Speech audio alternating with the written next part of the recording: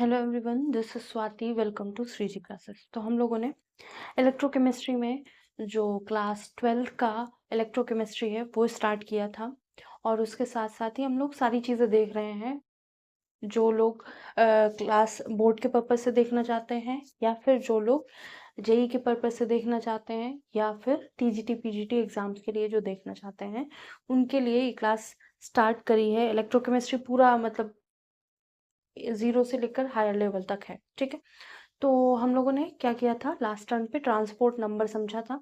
आज हम करेंगे ट्रांसपोर्ट नंबर का रिलेशन मोलर कंडक्टेंस का के साथ एट इन्फिनाइट डाइल्यूशन, ठीक है। डाइल्यूशन मतलब जैसा पहले कर रहे थे, डाइल्यूशन कर रहे थे, मतलब जो हमारे पास इलेक्ट्रोलाइट है उसको डाइल्यूटेड फॉर्म में चेंज कर रहे थे। अब यहाँ पे हम क्या करेंगे, इलेक्ट्रोलाइट जो है हमारा उसको डाइल्यूटेड फॉर्म में चेंज करेंगे और मोलर कंडक्टेंस का रिलेशन देखेंगे किसके साथ, ट्रांसपोर्ट नंबर के साथ, ठीक है। आप चाहें तो प्लेलिस्ट चेक कर सकते हैं, और 11th के भी चैप्टर्स, 4th चैप्टर करा रहे हैं केमिकल बॉन्डिंग, आप चाहें तो वो भी देख सकते हैं। और यहाँ पे भी 3rd चैप्टर चल रहा है इलेक्ट्रोकेमिस्ट्री, ठीक है। तो स्टार्ट करते हैं अपना relation between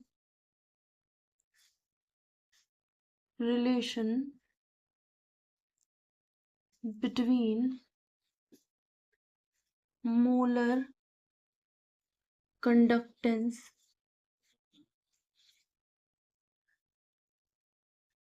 and transport number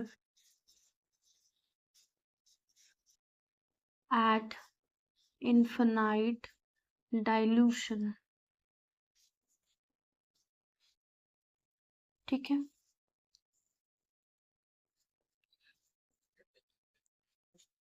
तो यहाँ पे जो हम लोगों ने इलेक्ट्रोलाइट लिया है वो है फॉर इलेक्ट्रोलाइट, कोई भी इलेक्ट्रोलाइट ले सकते हैं। तो हमने AXBY लिया है, ठीक है। इस इलेक्ट्रोलाइट को जब हम डाइल्यूट करेंगे तो, और तब ए और बी के डिस्टेंस, ए और बी के बीच का डिस्टेंस इन्फिनाइट हो सकता है, या फिर इतना हो जाएगा कि ए और बी में एक दूसरे में कोई रिलेशन नहीं रहेगा, ठीक है। तो ट्रांसपोर्ट नंबर की जब कैटायन की बात करेंगे क्या है, T+ और एनायन के लिए T-। तो अगर हम किसकी कैटायन की बात करेंगे तो क्या लिखेंगे,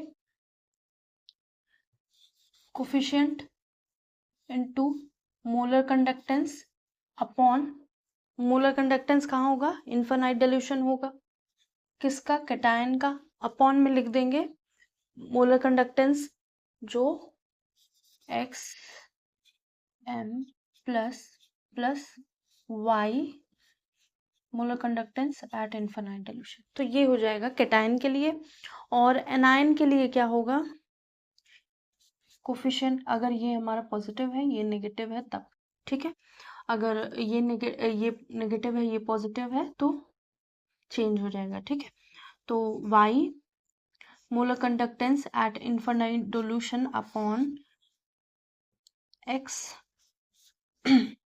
जिस तरह हम लोग कोलार्श लॉ में लिखते थे वही वाला स्प्लिटेड फॉर्म में पूरा लिख देंगे, क्योंकि इसका मोलर कंडक्टेंस क्या होगा, molar conductance of AXBY is equal to molar conductance at infinite dilution x plus y by, ठीक है। ये हो गया। तो ट्रांसपोर्ट नंबर एक तरह से डायरेक्टली प्रोपोर्शनल है, ठीक है, मोलर कंडक्टेंस के, ठीक है।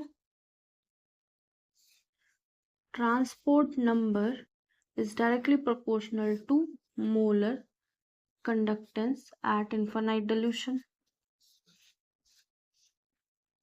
तो ये कैटायनिक के लिए, एनायनिक के लिए, या फिर ऐसे लिख सकते हैं मोलर कंडक्टेंस। तो ट्रांसपोर्ट नंबर एक तरह से हमारा चार्ज का फ्रैक्शन ऑफ जो करंट का पार्टिसिपेशन हो रहा है उसके बारे में बात करता है।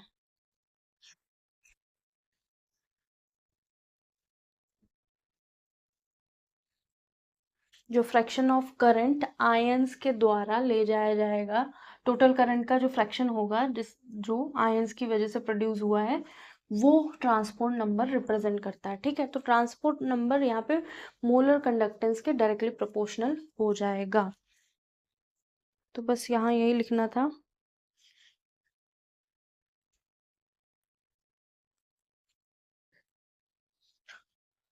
तो यहाँ पे एक और नोट करके पॉइंट लिख सकते हैं, जो ट्रांसपोर्ट नंबर है हमारा इज डायरेक्टली प्रोपोर्शनल टू, पहला जो हम देख चुके हैं वो क्या है, करंट। इसको लिख देते, transport number is directly proportional to current. ठीक है, इसमें भी ऐसे होगा, I plus upon I plus plus I minus, ऐसे directly proportional to velocity of ion, जिन आयंस के मूवमेंट की वजह से करंट प्रोड्यूस हुआ है, और मोलर कंडक्टेंस। तो इनके सबके डायरेक्टली प्रोपोर्शनल होगा कौन, टू ट्रांसपोर्ट नंबर। करंट के प्रोपोर्शनल है तो यहाँ पे चार्ज भी लिख सकते हैं। ठीक है, चार्ज भी, करंट आई है और चार्ज क्या है, क्यू, चार्ज के भी ये डायरेक्टली, क्योंकि I Q is equal to I T होता है, तो क्यू और आई डायरेक्टली प्रोपोर्शनल है। ठीक है, तो ये ध्यान रखना, इसको नोट कर लीजिए। नेक्स्ट है एप्लीकेशन ऑफ कंडक्टेंस। ठीक है, तो एप्लीकेशन ऑफ कंडक्टेंस में हम लोग कुछ नया पढ़ेंगे, जो कंडक्टेंस का अप्लाई कहाँ कहाँ देखा गया है उसके बारे में बात करेंगे।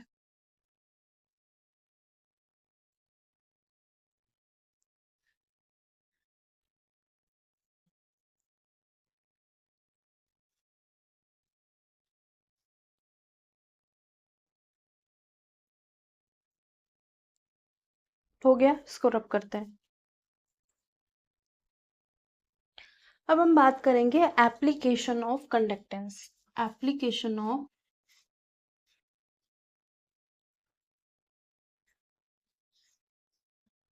जो भी तक हम कंडक्टेंस की बात कर रहे थे, मोलर कंडक्टेंस का, उन सब का एप्लीकेशन हम कहाँ करेंगे।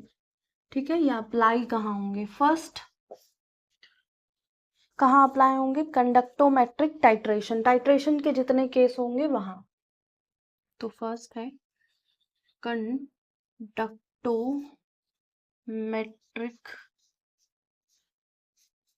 टाइट्रेशन। टाइट्रेशन 11th में भी कराया जाता है, 12th में भी कराया जाता है। अगर आपके यहाँ लैब ओपन होंगी तो आप लोगों ने किया होगा, लैब असिस्टेंट होंगे तो आप लोगों ने किया होगा।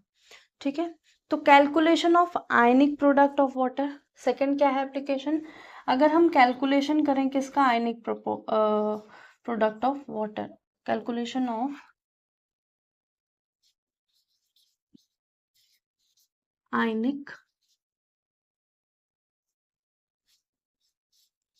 प्रोडक्ट ऑफ वाटर, जब हम लोग ये कर रहे होंगे तो भी हम जो कंडक्टेंस का एप्लीकेशन है वो सारी यूज कर रहे होंगे। और थर्ड है सॉल्युबिलिटी प्रोडक्ट, या कैलकुलेशन ऑफ, जब हम कैलकुलेशन कर रहे होंगे सॉल्युबिलिटी प्रोडक्ट।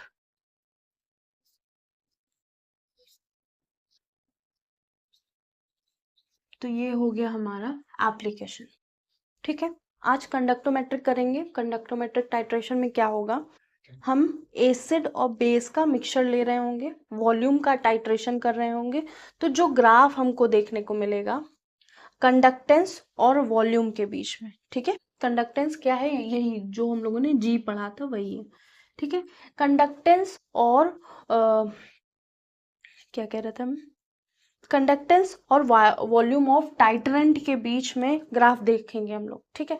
तो यहाँ क्या हुआ था, यहाँ ग्राफ थे जब हम स्ट्रॉन्ग एसिड को स्ट्रॉन्ग एसिड से मिक्स कर रहे हैं, स्ट्रॉन्ग एसिड को वीक एसिड से मिक्स कर रहे हैं, या वीक एसिड को स्ट्रॉन्ग एसिड स्ट्रॉन्ग वीक को वीक एसिड से मिक्स कर रहे हैं, या एक से ज़्यादा स्ट्रॉन्ग एसिड है उसमें हमने वीक बेस मिक्स किया है। तो ऐसे 5-6 ग्राफ बनेंगे, तो वो समझेंगे। पहले ये नोट कर लीजिए कि जो कंडक्टेंस का एप्लीकेशन है, या मोलर कंडक्टेंस की जहाँ तक अब तक हम लोग बात कर रहे थे, तो वो सब कहाँ कहाँ यूज़ हो रहे होंगे। तो 12th में टाइट्रेशन किया होगा, अभी ये 11th में भी था, 12th में जिनके लैब्स खुली हैं कॉलेज में या स्कूल्स में, तो उन्होंने करके देखा होगा कि फ्लास्क में कुछ लेते हैं सॉल्यूशन, और ब्यूरेट में कोई सॉल्यूशन भरा होता है, पिपेट से हम क्या करते हैं, उसमें कुछ कुछ मिक्स करते हैं, ठीक है। तो ऐसा स्टैंड बना होता है, स्टैंड जैसा ऐसा, ठीक है, इसमें वो लगी होती है, और ये यहाँ से हम लोग फ्लास्क में जो हम लोगों ने सॉल्यूशन लिया होता है उसमें थोड़ा सा HCl और कुछ नोन सॉल्यूशन अननोन सॉल्यूशन लेके हम लोग क्या कर रहे होते हैं, यहाँ से ड्रॉप वाइज ये की होती है, ड्रॉप वाइज ड्रॉप इसमें गिर रही होती है, तो कलर चेंज देखते हैं, ठीक है। तो इस प्रोसेस को टाइट्रेशन कहते हैं, ठीक है। तो यहाँ पे हम लोग फर्स्ट कंडक्टोमेट्रिक टाइट्रेशन देखेंगे, इसको नोट कर लीजिए, वो नोट नहीं करना, अभी समझा देंगे कि उसमें क्या क्या होता है।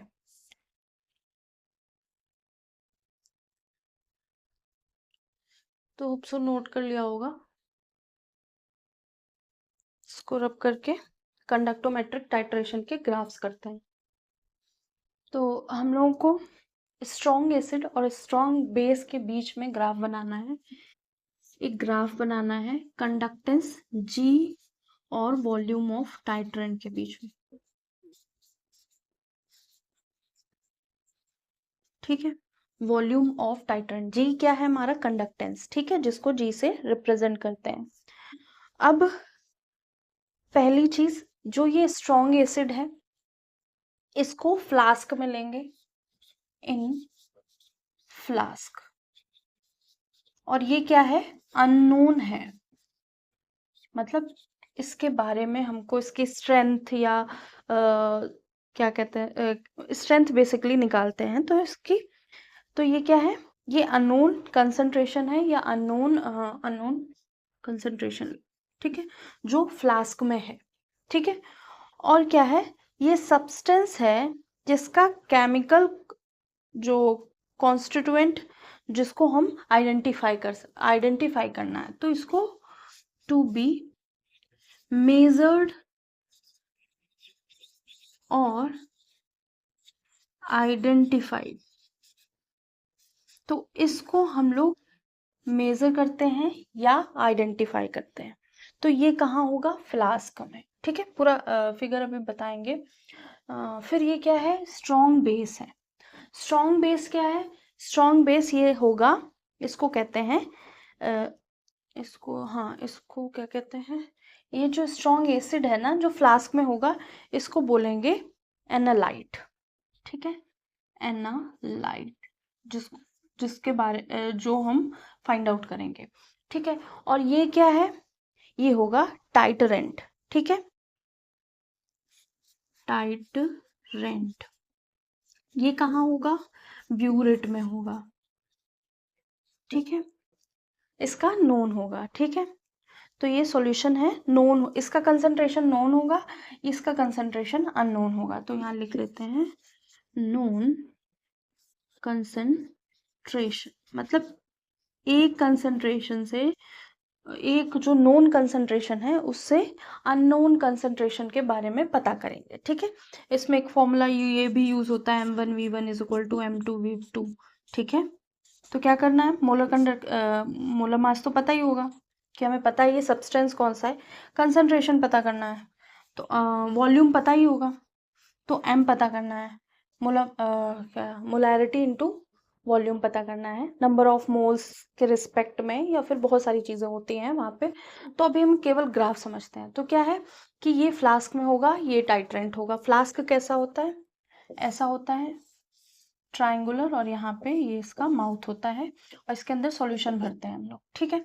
और ब्यूरेट कैसा होता है, ऐसा बना होता है, ऐसा, और लास्ट में ऐसे ड्रॉपलेट्स इससे निकलती हैं, यहाँ मेजरमेंट होता है और यहाँ एक की लगी होती है जिसके हिसाब से हम क्या कर सकते हैं, इसके ड्रॉप का, ये जो ब्यूरेट है जो स्टैंड में लगाया जाता है, इसके ड्रॉप्स का जो टाइमिंग है वो फिक्स कर सकते हैं कि कितना स्लो या कितना फास्ट ड्रॉप गिरेगी। और यहाँ पे क्या भरा होगा, स्ट्रॉन्ग बेस, और यहाँ हमने स्ट्रॉन्ग एसिड लिया होगा, ठीक है। तो अब स्ट्रॉन्ग एसिड में हम क्या ले रहे हैं, यहाँ पे स्ट्रॉन्ग एसिड में हम लोग HCl ले रहे हैं, ठीक है, HCl। और स्ट्रॉन्ग बेस में क्या ले रहे हैं हम लोग, स्ट्रॉन्ग बेस में NaOH, सोडियम हाइड्रोक्साइड या कॉस्टिक सोडा। हाँ, तो क्या है, HCl लिया हमने। जब हम HCl और NaOH मिक्स करते हैं तो क्या मिलता है, NaCl, सॉल्ट प्लस वाटर, ठीक है। फिर से बताते हैं क्या है कि स्ट्रॉन्ग एसिड लेंगे, स्ट्रॉन्ग बेस लेंगे, तब ग्राफ देखेंगे किसके बीच में, conductance and volume of titrant के बीच में। वो कितना, ये जो जब ड्रॉप वाइज गिर रहा होगा ना इसमें फ्लास्क के अंदर, तो क्या होगा, कलर चेंज करेगा ये, ठीक है। जब कभी पिंक कलर, बहुत बेबी पिंक कलर, बहुत लाइट सा पिंक वाला ही लिया जाता है, ठीक है। बहुत डार्क पिंक अगर आ जाता है तो वो थोड़ी कैलकुलेशन में गड़बड़ हो जाती है। तो यहाँ से जितना वॉल्यूम इस पे गिरेगा और जिस पे फर्स्ट पिंक आएगा वो मेज़र किया जाता है, ठीक है। तो हाँ, तो हमने क्या किया, ये है हमारा एनालाइट जो हमें फाइंड आउट करना है, अननोन कंसंट्रेशन है, इसको आइडेंटिफाई करेंगे। और ये है नोन जो हमने प्यूरेट में भरा हुआ है, इसका कंसंट्रेशन पता है, इसका वॉल्यूम हमको चेक करना है, ठीक है। तो अभी क्या है कि ग्राफ बनेगा, टाइट्रेंट क्या है, ये ब्यूरेट में होगा और कंडक्टेंस लिया जाता है जिसका फ्लास्क में है उसका। तो हम लोगों ने क्या किया, एक ऐसा ग्राफ बनाया, ऐसा। तो ये स्ट्रॉन्ग एसिड स्ट्रॉन्ग बेस के लिए ग्राफ यूज होता है। तो यहाँ क्या है, हमारे पास HCl था, HCl में हमने NaOH मिक्स कर दिया, ठीक है। स्ट्रॉन्ग एसिड में स्ट्रॉन्ग बेस ऐड कर दिया। तो यहाँ फर्स्ट कंडीशन पे क्या होगा, strong acid versus strong base होगा। और यहाँ क्या होगा, strong base versus strong acid. मतलब कहने का, हमारे पास एसिड था, फ्लास्क में हम ड्रॉप वाइज NaOH डाल रहे हैं, ठीक है। जब ड्रॉप वाइज NaOH डाल रहे हैं तो धीरे धीरे धीरे धीरे जो एसिडिक कंडीशन है वो कम होती चली जा रही। तो ये क्या होगा, एंड पॉइंट होगा जहाँ पे, ये फर्स्ट पार्ट है ग्राफ का, जहाँ पे क्या होगा, HCl पूरा का पूरा क्या होगा, HCl घटने लगेगा, घटते घटते कम हो जाएगा। और फिर हम और NaOH देते जाएंगे तो क्या होगा, जो NaOH की जो ये जो सेकंड पार्ट है, NaOH की यहाँ पे वॉल्यूम बढ़ना शुरू हो जाएगी, ठीक है। तो कहने का मतलब ये है कि ये स्ट्रॉन्ग बेस स्ट्रॉन्ग एसिड का ग्राफ है जिसमें कुछ ऐसा हमको दिखेगा कि पहले अगर हमारे पास एसिड था, हमने उसमें बेस डालना शुरू किया, बेस डालते डालते ऐसी जगह पहुंच गया जहाँ पे H+ खत्म हो गए। अब जो बढ़ना शुरू होगा वो किसका वॉल्यूम बता रहा होगा, वो बेस का वॉल्यूम बता रहा होगा, बस। तो ये फर्स्ट ग्राफ हो गया।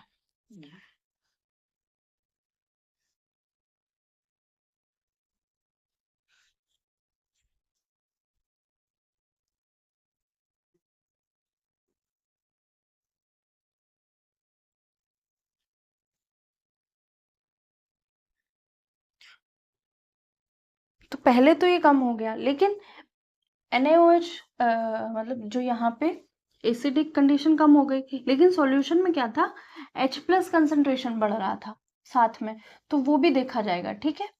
तो ये फर्स्ट ग्राफ हो गया, होप सो समझ में आया होगा।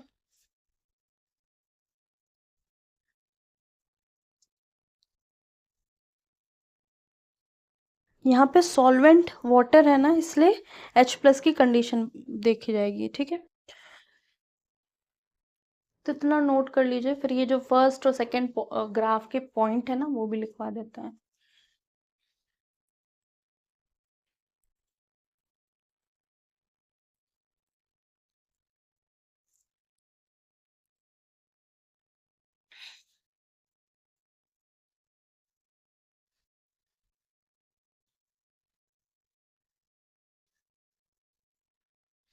क्योंकि हमारा कैसा है, सॉल्वेंट हमारा वाटर होगा, ठीक है।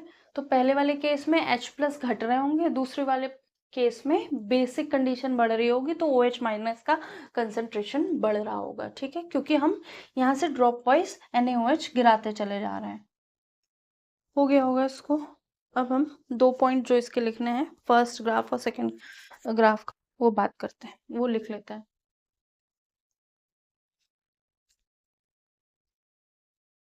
तो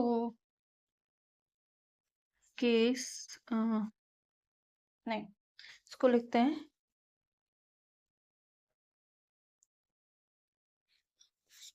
part 1 of graph. Part 1 of graph में क्या है, sharp decrease in H+, sharp decrease in H+ and replaced by Na+, ठीक है। तो ये ग्राफ के पर्पज से देखें तो केवल ग्राफ आ सकता है नीट और जेई में, और जो ये थ्योरी वाला पोर्शन है वो टीजीटी पीजीटी के लिए इम्पोर्टेंट है, ठीक है। तो ध्यान रखिएगा, कभी कभी नेट वगैरह में भी ये JRF में भी पढ़ाया जाता है, ठीक है। तो पार्ट ये तो मतलब होगा ही, मतलब और ज़्यादा ही समझाया जाएगा फिर ये। पार्ट सेकेंड ऑफ ग्राफ क्या है, सेकेंड पार्ट ऑफ ग्राफ में मैंने क्या कहा था, sharp increase in second, part second, यहाँ पे क्या शार्प डिक्रीज हुआ, वहाँ शार्प इंक्रीज हुआ, तो उसका मतलब क्या है, OH- का इंट्रोडक्शन हो गया या इंट्रोड्यूस कर दिया गया है OH-, तो sharp increase in increase indicates, जो सेकेंड पार्ट है, indicates OH- is introduced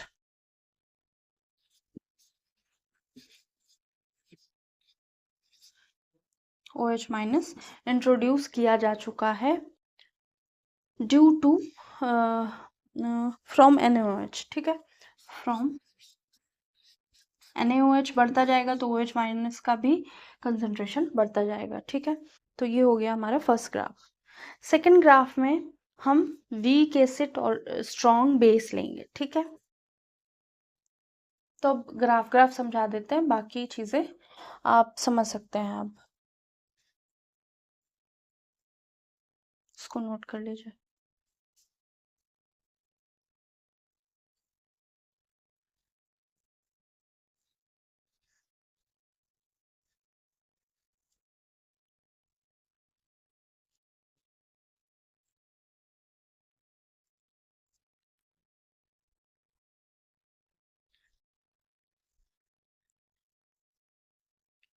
hope so ये समझ में आया होगा। कंडक्टोमेट्रिक टाइट्रेशन की बात कर रहे हैं, पहले में हमने स्ट्रॉन्ग एसिड स्ट्रॉन्ग बेस लिया, सेकंड पार्ट करेंगे जिसमें हम लोग वीक एसिड और स्ट्रॉन्ग बेस लेंगे। सेकंड हमारा graph weak acid plus strong base, ठीक है। तो भी सॉल्ट प्लस वाटर बनेगा, जो सॉल्ट बनेगा वो बेसिक होगा, बेसिक नेचर का होगा, ठीक है। एक मिनट, तो यहाँ हम लोगों ने वीक एसिड लिया, वीक एसिड हमारा कौन सा है, एसिटिक एसिड CH3COOH। फिर हम लोगों ने लिया है स्ट्रॉन्ग बेस NaOH। ठीक है, ग्राफ वैसे ही बनेगा। ये क्या है G और ये क्या है वॉल्यूम ऑफ टाइट्रेंट। ये हमारा टाइट्रेंट है। ठीक है, जो कहाँ होगा ब्यूरेट में। ये क्या है एनालाइट है जो हमें फाइंड आउट करना है जिसका कंसंट्रेशन। अभी क्या है कि हम लोगों ने वीक एसिड लिया है, तो ऐसे एक कैंक बना देते हैं, किसके आगे का ग्राफ देखना है। तो हम लोगों ने CH3COOH लिया, तो CH3COOH ऐसे बढ़ रहा होगा, मतलब उसमें जब हम स्ट्रॉन्ग एसिड तो है नहीं। ठीक है, तो जैसे ही हम मिक्स करने लगे, मतलब एक तो पहली चीज CH3COOH NaCl अगर हम मिक्स करेंगे तो स्ट्रॉन्ग एसिड है, ब्रेक डाउन हो जाएगा वाटर में मिलते ही क्या होगा, उसको धीरे धीरे जब उसमें NaOH डाला जाएगा तो वो धीरे धीरे बहुत तेजी से रिएक्ट करेगा। ठीक है, जल्दी जल्दी जो H+ होंगे वो पहले से ही बटे होंगे सारे 90 to 95%, वो जल्दी जल्दी रिएक्ट होकर न्यूट्रलाइज कर जाएंगे। लेकिन यहाँ नहीं होगा, यहाँ क्या होगा CH3COH क्या है वीक एसिड,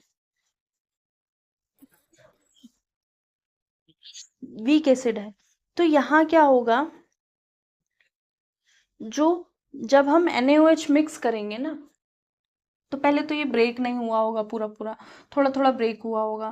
तो अब हम NaOH मिक्स करेंगे, तो NaOH मिक्स धीरे धीरे मिक्स होगा। जैसे ही एक बार इसका H+ खत्म हो जाएगा, वैसे ही NaOH का ऐसे बन जाएगा, शार्प इंक्रीज हो जाएगा। सॉरी। और यहाँ पे क्या होगा, इस पॉइंट पे सारा CH3COOH कंज्यूम हो जाएगा और वहां पे CH3CONA कन्वर्ट होने लगेगा। ठीक है, यहाँ पे NaOH धीरे धीरे मिक्स किया जा रहा है।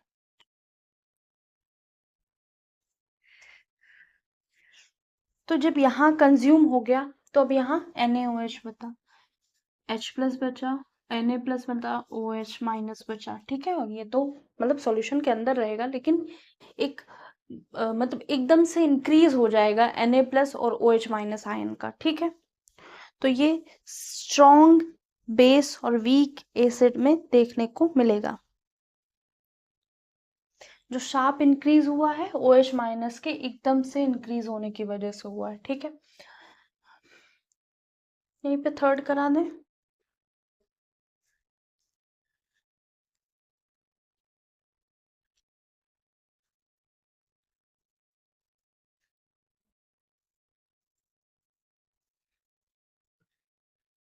कॉमन आयन इफेक्ट भी देखने को मिलेगा। कॉमन आयन इफेक्ट इस ग्राफ के बाद, मतलब ये पूरा जो एप्लीकेशन है उसके बाद कराएंगे। ठीक है, तो अभी क्या है, हम ने वीक एसिड और स्ट्रॉन्ग बेस ऐड किया है।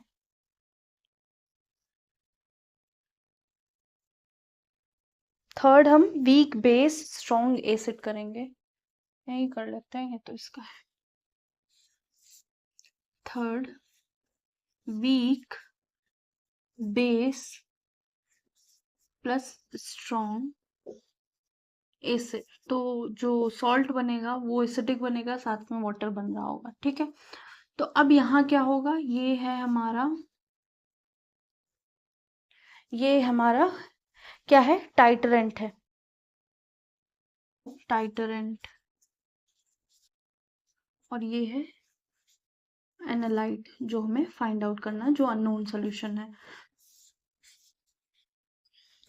यहाँ G होगा वॉल्यूम ऑफ टाइट्रेंट या वॉल्यूम ऑफ बेस, यहाँ लिखा होगा। तो हमने वीक बेस लेना है, स्ट्रॉन्ग एसिड लेना है। वीक बेसिस में क्या ले सकते हैं, NH4OH ले सकते हैं, NH4OH। और स्ट्रॉन्ग एसिड में HCl ले लिया है।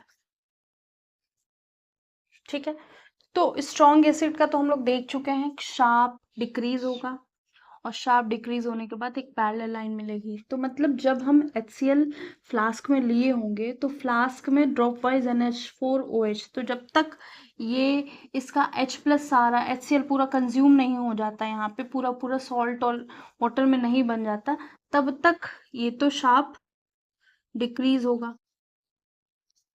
ठीक है, और जैसे ही पूरा पूरा HCl कंज्यूम हो जाएगा, एक पैरेलल लाइन देखने को मिलेगी। NH4OH इतना वीक बेस है कि वो अपने आयंस को उतनी जल्दी ब्रेक नहीं कर सकता, मतलब आयंस जो है उसके सॉल्यूशन में इतनी जल्दी ब्रेक नहीं होंगे OH माइनस आयन, और NH4 प्लस होगा, पक्का होगा सॉल्यूशन में, लेकिन बहुत कम होगा।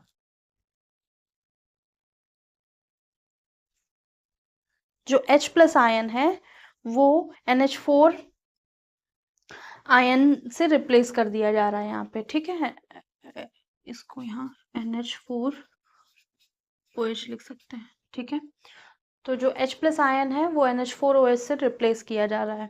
और सेकेंड पार्ट में क्या होगा, सप्रेशन हो जाएगा, डिसोसिएशन ऑफ NH4OH का, मतलब NH4OH का डिसोसिएशन होगा ही नहीं proper, due to presence of NH4Cl। ठीक है, कॉमन आयन इफेक्ट की वजह से। तो यहाँ कॉमन आयन इफेक्ट देखने को मिलेगा।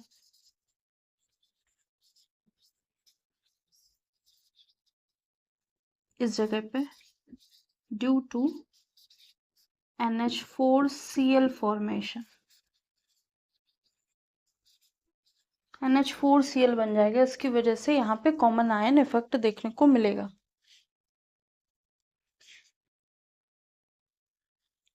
फिर इसका उल्टा कर लेते हैं तो भी वही रहेगा। और मिक्स्ड एसिड देख लेते हैं, mixture of acid and base, अगर दो एसिड एक बेस मिक्स किया गया तो क्या होगा, और वीक एसिड वीक बेस पे क्या होगा। दो बचे हैं, इसको नोट कर लीजिए।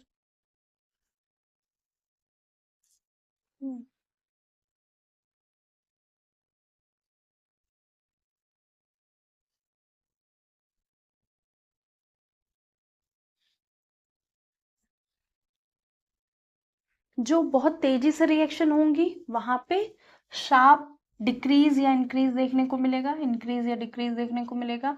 और जो इतनी फास्ट नहीं होंगी रिएक्शन, स्लो होंगी, जो जिनके जो इलेक्ट्रोलाइट है उनका, या फिर जो कंपाउंड है वो स्ट्रॉन्ग या वीक इलेक्ट्रोलाइट है, उनका ब्रेकडाउन या डिसोसिएशन बहुत जल्दी नहीं हो रहा होगा, तो वहां हम लोगों को ऐसे ग्राफ देखने को मिलेंगे। और ये तो कॉमन आयन इफेक्ट की वजह से ऐसे ग्राफ देखने को मिलेंगे। ठीक है, तो आई होप ये नोट कर लिया होगा।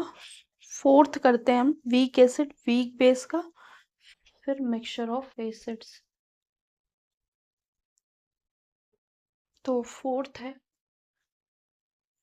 फिर ये फिफ्थ है। हमारे पास क्या है, weak acid plus weak base. ये क्या था, एनालाइट, और ये क्या है, टाइटरेंट। ठीक है, इसका ग्राफ ऐसा होगा। देखिए वीक एसिड है तो वो जल्दी से क्या नहीं हो रहा होगा, डिसोसिएट नहीं हो रहा, जल्दी डिसोसिएट नहीं हो रहा होगा,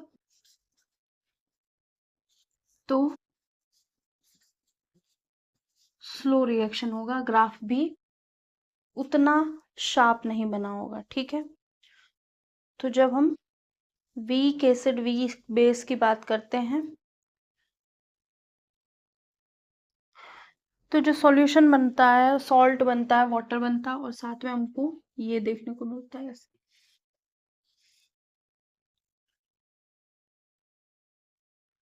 ठीक है, जितना एसिड था वो कंज्यूम हो गया, यहाँ मतलब इसको थोड़ा सा बड़ा कर देते हैं, ये ऐसा, मतलब जितना भी वीक एसिड डिसोसिएट हुआ वो यहाँ तक आ गया।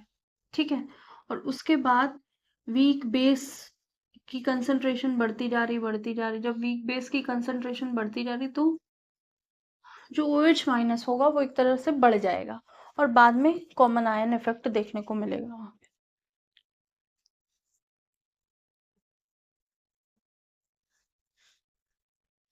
तो अगर हम यहाँ पे एग्जाम्पल लेंगे CH3COOH प्लस NH4OH।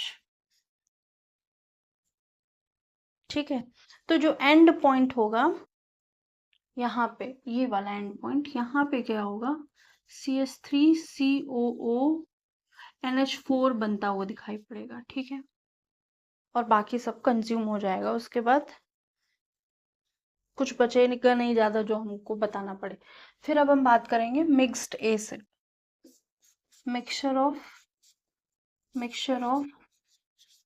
एसिड मतलब एक से ज्यादा एसिड होगा और साथ में बेस मिक्स किया जाएगा। ठीक है, बेस।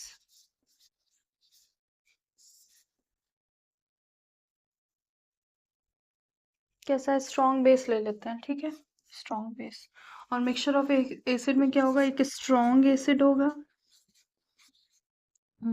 पहले हम पीक एसिड लेंगे, स्ट्रॉन्ग एसिड होगा, फिर वीक एसिड होगा, फिर उसमें हम जो हमारा टाइटरेंट है इसका स्ट्रॉन्ग बेस ले लेंगे। तो यहाँ कैसा ग्राफ बनेगा, पहले हम ले लेते हैं। स्ट्रॉन्ग एसिड क्या ले लिया, HCl, CH3COOH और NaOH। ठीक है, ये पता चल गया, ये क्या है, टाइटरेंट, और ये है एनालाइट। ठीक है, तो इनका ग्राफ कैसा बनेगा, G और V। तो जो स्ट्रॉन्ग एसिड है, ठीक है, उस स्ट्रॉन्ग एसिड था, वो जल्दी जल्दी क्या करेगा, NaOH के साथ रिएक्ट कर जाएगा। ठीक है, और इसके सारे H+ कंज्यूम हो जाएंगे। ठीक है, तो यहाँ HCl प्लस NaOH होगा।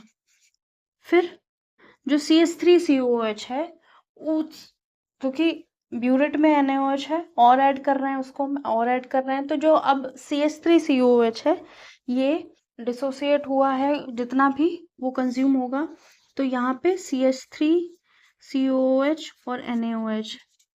ठीक है, यहाँ तक क्या होगा, HCl कंज्यूम हो चुका होगा, यहाँ NaCl और H2O मिल रहा होगा। ठीक है, और यहाँ जैसे ही इसके बाद CH3COOH NaOH के साथ रिएक्ट करना शुरू कर जाएगा, और उसके बाद जैसे ही CH3COOH खत्म होगा वैसे ही बेस का OH- का कंसंट्रेशन बहुत ज़्यादा हाई हो जाएगा। तो ये जब मिक्सचर होंगे एसिड का, स्ट्रॉन्ग एसिड और वीक एसिड का, तो पहला स्ट्रॉन्ग वाला शो करेगा, फिर वीक वाला, उसके बाद लास्ट में जो शार्प इंक्रीज होगा वहाँ क्या होगा, OH- और Na+ बहुत ज़्यादा मिल जाएगा। Na+ भी लिखते हैं। और ये क्या है, यहाँ पर CH3COH पूरा कंज्यूम हो चुका होगा, इस पॉइंट पर HCl पूरा कंज्यूम हो चुका होगा।